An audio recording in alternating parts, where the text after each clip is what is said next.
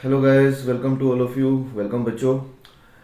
हम पढ़ रहे हैं क्लास 2 और इसमें हम पढ़ रहे हैं ट्रायंगल्स, एडवांस ट्रायंगल्स बेसिकली। और एडवांस ट्रायंगल्स में हम ऑलरेडी बच्चों इसकी थ्योरी देख चुके हैं और इस पे प्रैक्टिस क्वेश्चंस भी हमने स्टार्ट कर दिए हैं।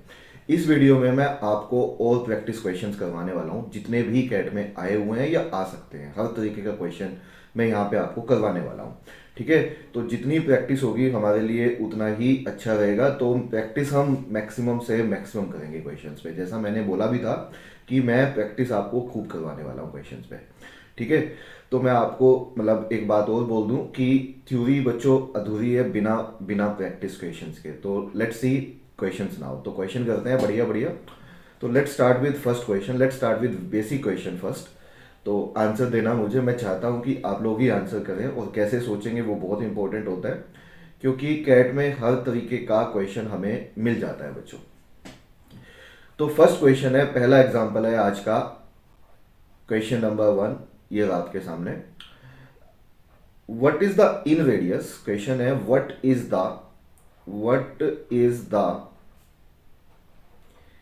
इन radius, what is the inradius of triangle whose sides are whose sides are जिसकी साइड्स हमें गिवन है, whose sides are 20, 48 एंड 52। ये तीन साइड्स हैं, हमें इसकी इन रेडियस बतानी है। तो क्वेश्चन को तो हम कई तरीके से कर सकते हैं। इन रेडियस के लिए मैंने आपको अलग अलग दो तरीके बताए हैं। आई एम श्योर आप लोग पूरा फॉलो कर रहे हो मुझे। तो इन रेडियस निकालते हुए एक तो था हमारा area is equal to r into s. एक फॉर्मूला किया था हमने, area of triangle is equal to r into s. R in radius है और एस सेमी पेरीमीटर होता है ट्रायंगल का। बट वो तो एक जनरलाइज्ड फॉर्मूला था बच्चों, वो तो हम किसी में भी लगा सकते हैं। बट उससे पहले मैंने आपको ट्रिपलेट्स बताए थे कि सबसे पहले चेक कर लो क्या ये राइट एंगल ट्रायंगल की साइड्स तो नहीं है। तो बच्चे कहते हैं बिल्कुल सर, ये मतलब चेक करना भी आसान है। उसको कैसे बताया था मैंने चेक करने के लिए, एक बार मैं आपको याद दिला देता हूँ उसको कैसे चेक करना है हमें। अगर 20, 48 और 52 साइड्स हैं बच्चों, 20, 48 और 52 साइड्स हैं, तो इनका रेशो निकाल लो और चेक करो क्या इनका रेशो कितना बनता है। सबसे पहले तो इनका रेशो बनता है सर 20, 48 और 52 का। अगर मैं 4 पे काटता हूँ तो 4 पे ये कितना आएगा, 5 आएगा। 4 पे अगर ये काटूँ तो 12 आएगा। 4 पे ये काटूँ तो 13 आएगा। एंड वी नो दैट कि 5, 12, 13 एक ट्रिपलेट होता है, मतलब राइट एंगल ट्रायंगल की साइड्स होती हैं।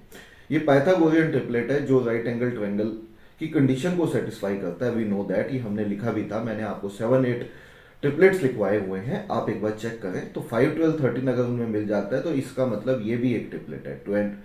20, 48 और 52 भी एक ट्रिपलेट है।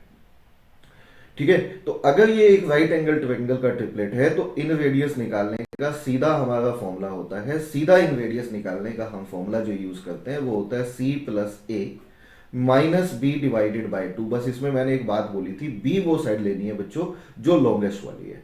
बी कौन सी साइड लेनी है सर, बी वो है जो लॉन्गेस्ट वाली है। सी और ए तो किसी को ले लो, तो ये सबसे लॉन्गेस्ट है, बस ये बी कहलाएगी। बाकी सी और ए तो किसी को भी मान लो।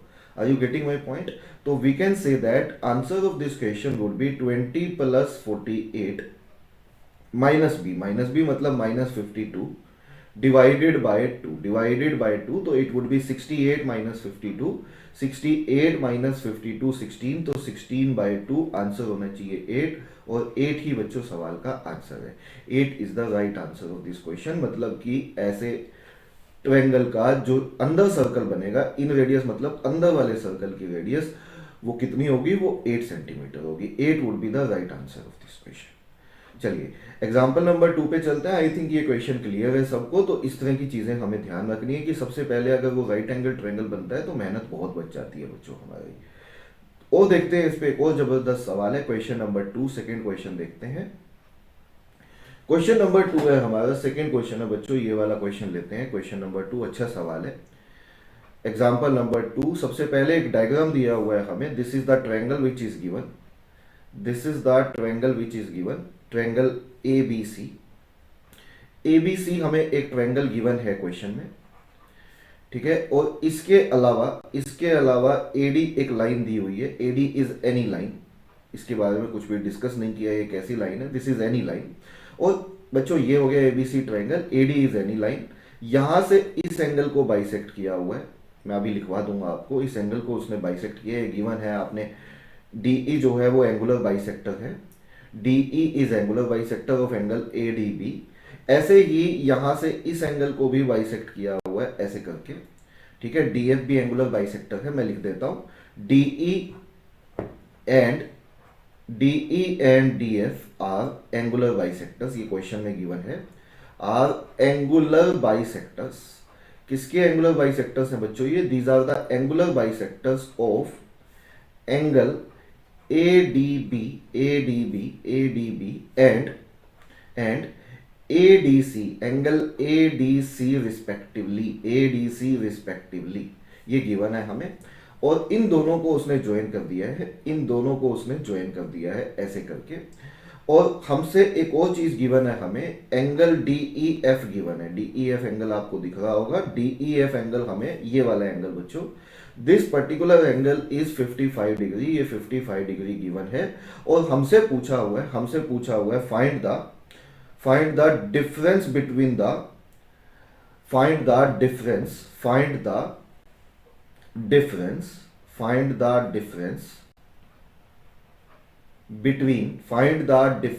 between other two angles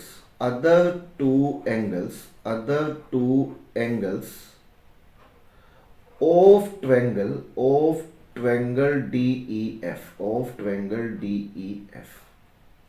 बताइए क्वेश्चन क्लियर है? Of triangle DEF। तो अदर टू एंगल्स कौन से हैं बच्चों? अदर टू एंगल्स, एक ये वाला एंगल है और एक ये कंप्लीट एंगल है, इन दोनों का डिफरेंस पूछा हुआ है, मैं अभी दिखा भी दूंगा। उससे पहले अब इसको एक बार शुरुआत से देखते हैं, मैं आपको बता दूं फिर से, अदर टू एंगल्स मतलब ये DEF हमें 55 डिग्री क्वेश्चन में गिवन है, और बाकी जो दो एंगल बच गए हैं DEF के, उनका डिफरेंस हमें बताना है। अब इस क्वेश्चन को कैसे करेंगे, आइए सॉल्यूशन देखते हैं मिलके। क्वेश्चन बहुत आसान लगेगा आपको, लेकिन इतना आसान है नहीं, लेकिन अब आसान लगेगा, सिंपल लगेगा, ठीक है। क्वेश्चन सिंपल बना दूंगा, इजी नहीं है बट सिंपल है, ठीक है। देखो यहाँ पे कैसे, मुझे एक बात बताओ, अगर DE हमें एंगुलर बाइसेक्टर दिया हुआ है बच्चों, ये DE अगर एंगुलर बाइसेक्टर दिया हुआ है, तो मैं इस एंगल को अल्फा मान लेता हूं, तो कैन आई से दैट ये एंगल भी अल्फा बनेगा? कौन सा सर? ये हटा देता हूं पहले मैं, देखो ये वाली चीज हटा दूं, तो क्या मैं ये बोल सकता हूं, अगर DE एंगुलर बाइसेक्टर है, तो ये एंगल अगर अल्फा है, तो कैन वी से ये एंगल अल्फा बनेगा, ये वाला? Yes sir. ऐसे कि DF अगर एंगुलर बाइसेक्टर है, एंगुलर बाइसेक्टर मतलब कौन? जो एंगल्स को बाइसेक्ट करे, तो अगर ये एंगल बीटा है तो ये वाला एंगल बीटा बनेगा इतना, बोले ठीक है। और ये कंप्लीट एंगल कितना है एक लाइन पे? कंप्लीट एंगल तो 180 डिग्री होता है, तो can we say that 2 alpha plus 2 beta is 180 degree? Yes sir. 2 alpha plus 2 beta बच्चों 180 डिग्री आएगा, तो अल्फा प्लस बीटा का वैल्यू कितना आ जाएगा? अल्फा प्लस बीटा का वैल्यू हमारा 90 डिग्री आ जाएगा, मतलब कि ये वाला एंगल, कौन सा वाला एंगल सर? अंदर वाला एंगल। अंदर वाला कैसे? ये अल्फा है, ये बीटा है, तो ये कंप्लीट एंगल, कैन वी से ये एंगल हमारा 90 डिग्री हो गया, क्योंकि ये अल्फा और बीटा है, तो ये एंगल 90 हो गया बच्चों, एक 90 हो गया, ये 90 है, ये 55 है, तीनों एंगल्स का सम किसी भी ट्रायंगल में कितना होता है?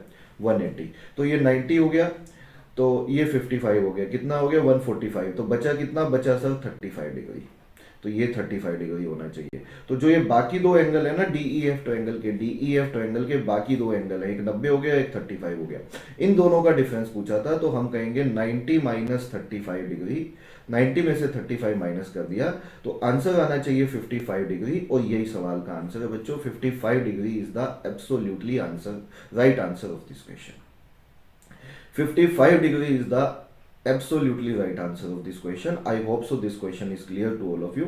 एक बार मैं फिर से समझा देता हूँ, मेरे ख्याल से तो समझ में आ गया होगा, लेकिन फिर भी एक बार मैं दोबारा बता देता हूँ बच्चों। एक ट्रायंगल DEF दिया हुआ था, AD एक एनी लाइन दी हुई थी, और ये DE एंगुलर बाइसेक्टर दिया हुआ था इस एंगल का, और DF एंगुलर बाइसेक्टर दिया हुआ था इस एंगल का, और इसको ज्वाइन किया हुआ था, ये हमें ऑलरेडी गिवन था, DEF एंगल 55 है, और बाकी दो एंगल्स जो ट्रायंगल DEF के बनते थे उनका डिफरेंस पूछा था। तो हमने कहा ये अल्फा तो ये अल्फा, ये बीटा तो ये बीटा, टोटल 2 अल्फा 2 बीटा 180, तो अल्फा प्लस बीटा 90, तो अंदर 90 आ गया, ये 55 है, तीनों एंगल्स का सम 180 होता है, तो बचा हुआ 35 है। इन दोनों का डिफरेंस पूछा था, तो 90 minus 35, 55 degree is the absolute right answer of this question. बताइए क्वेश्चन क्लियर है सभी बच्चों को? सवाल क्लियर होना चाहिए बच्चों। देखो क्वेश्चन में कुछ भी ऐसा नहीं है जो हम नहीं समझ सकते। चलिए बढ़ते हैं अगले क्वेश्चन की तरफ। एक और जबरदस्त सवाल ये रहा आपके सामने, एक और बढ़िया क्वेश्चन दिखाता हूं मैं आपको। एग्जाम्पल नंबर 3, थर्ड एग्जाम्पल ये सुनिए जरा। तीसरा एग्जाम्पल क्या कहता है हमें? एग्जाम्पल नंबर 3 बच्चों, एग्जाम्पल नंबर 3 है, हाँ जी ये सुनिए जरा। क्वेश्चन है, सवाल है हमारा,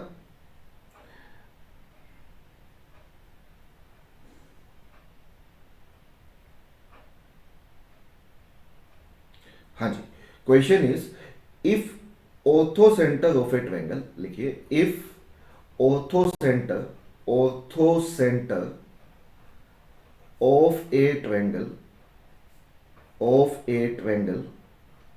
if orthocenter of a triangle lies outside the body of a triangle, lies outside the triangle, ऐसे बोल दो आप, lies outside the triangle। जो ऑर्थोसेंटर है बच्चों वो ट्रायंगल के बाहर लाई करता है किसी ट्रायंगल का।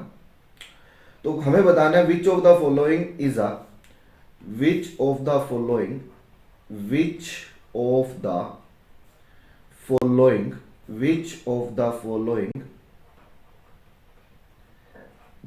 which of the following is possible, ये लिखिए is possible set of values, possible set of values of sides of a triangle, मतलब कि मैं ऑप्शंस देने वाला हूं, उनमें से बताना है कि कौन सी साइड्स पॉसिबल हैं ऐसी ट्रायंगल की जिसका ऑर्थोसेंटर आउटसाइड लाई करता है। ऑप्शन है बच्चों, ए ऑप्शन है 4 5 6, बी ऑप्शन है, सेकंड ऑप्शन है 10 10 10, सी ऑप्शन है हमारा, सी कैलकाटा ऑप्शन है 7 24 25, और डी ऑप्शन है बच्चों हमारा, डी ऑप्शन है 2 3 4। तो ये 4 ऑप्शन हैं हमारे। अब इस क्वेश्चन को समझने से पहले बच्चों आपको थ्योरी अच्छे से आनी चाहिए। तो आई एम श्योर आप लोगों ने मेरी थ्योरी देखी है। बिना थ्योरी के बच्चों सवाल नहीं कर सकते आप। अगर हमें थ्योरी डिटेल में नहीं आती तो ये सवाल इतना आसान नहीं है। सवाल बहुत सिंपल है बट इजी बिल्कुल नहीं है। क्यों इजी नहीं है सर? क्योंकि हमें थ्योरी को डिटेल में समझना होगा पहले। अब आप मुझे बताइए, हमने थ्योरी में पढ़ा था, मैं आपको याद दिलाता हूं। सबसे पहले ऑर्थोसेंटर आउटसाइड किस ट्रायंगल के लिए लाई करता है? ऑर्थोसेंटर अगर आउटसाइड लाई करता है तो सर ऐसी ट्रायंगल हमेशा हमारी ऑब्ट्यूस एंगल ट्रायंगल होती है। एक बार मैं याद दिला दूं, थ्योरी में सब कुछ बहुत डिटेल में लिखवाया हुआ है कि जहां पे भी ऑर्थोसेंटर आउटसाइड लाई करता है बच्चों, ऐसी ट्रायंगल ऑब्ट्यूस एंगल ट्रायंगल होती है। कौन सी होती है सर? Obtuse angle triangle. तो बच्चों जिस ट्रायंगल की वो बात कर रहा है हमसे, वो ऑब्ट्यूस एंगल ट्रायंगल है। जिसकी वो हमसे बात कर रहा है वो ऑब्ट्यूस एंगल ट्रायंगल है। तो इससे हमें यह पता लग गया कि वो बात हमसे ऑब्ट्यूस एंगल ट्रायंगल की कर रहा है। फिर मैं आपसे पूछूंगा कि ऑब्ट्यूस एंगल ट्रायंगल की कंडीशन क्या थी, तो हमें कंडीशन भी पता होनी चाहिए। ये दूसरा केस था। तो कंडीशन के लिए हमने पढ़ा था बी स्क्वायर जो है वो ग्रेटर होना चाहिए किससे? सी स्क्वायर प्लस ए स्क्वायर से। बी स्क्वायर ग्रेटर होना चाहिए। और एक और बात बोली थी बच्चों, बी जो है वो लॉन्गेस्ट साइड होती है, इतना ध्यान रखना बस, है ना। ये कंडीशन में था बी जो है वो लॉन्गेस्ट वाली साइड है, बी जो है वो लॉन्गेस्ट वाली साइड है। तो जो इस कंडीशन को सेटिस्फाई करेगा हमारा आंसर वही होगा। जो इस कंडीशन को सेटिस्फाई करेगा वही हमारा आंसर होगा। बच्चों ये तो इक्विलेटरल ट्रायंगल है। बी बॉम्बे को देखो अगर आप पहले, तो ये तो इक्विलेटरल ट्रायंगल होती है। तो ये तो एक्यूट एंगल ट्रायंगल होगी क्योंकि इसके सारे एंगल 60 60 60 होंगे, तीनों साइड इक्वल है। अगर आप ये देखो तो ये राइट एंगल ट्रायंगल की कंडीशन है 7 24 25, ये पाइथागोरियन ट्रिपलेट होता है। तो ये राइट एंगल ट्रायंगल की कंडीशन है। तो हमने कहा ये भी ऑब्ट्यूस नहीं है, तो ये भी आंसर नहीं हो सकता, ये भी नहीं हो सकता। ए या सी में से है बच्चों, ए या सी में से है।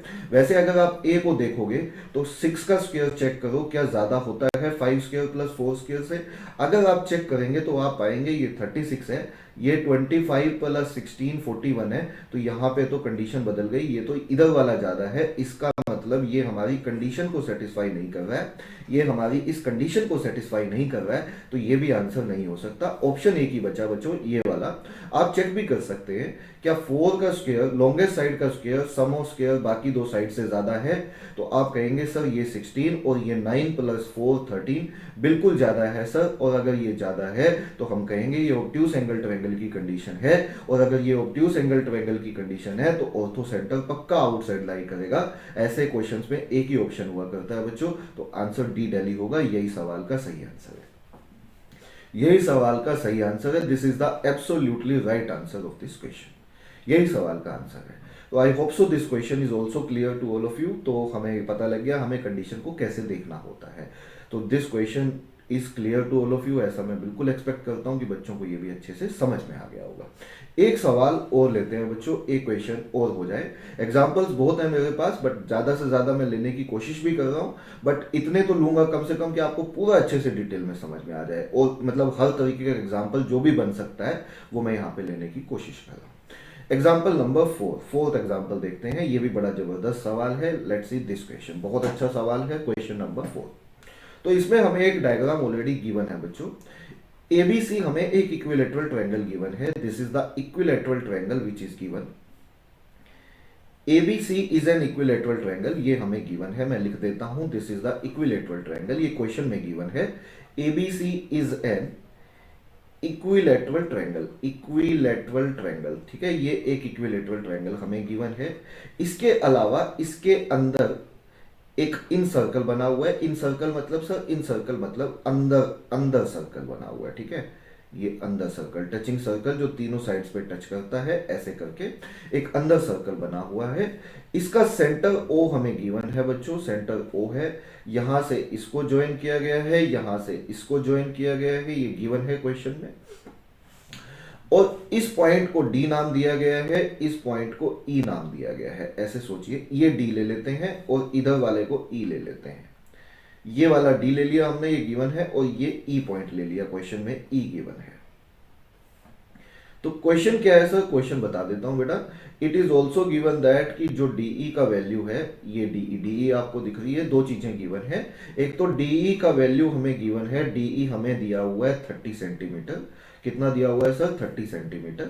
और इसके अलावा हमें ये गिवन है कि D and E are midpoints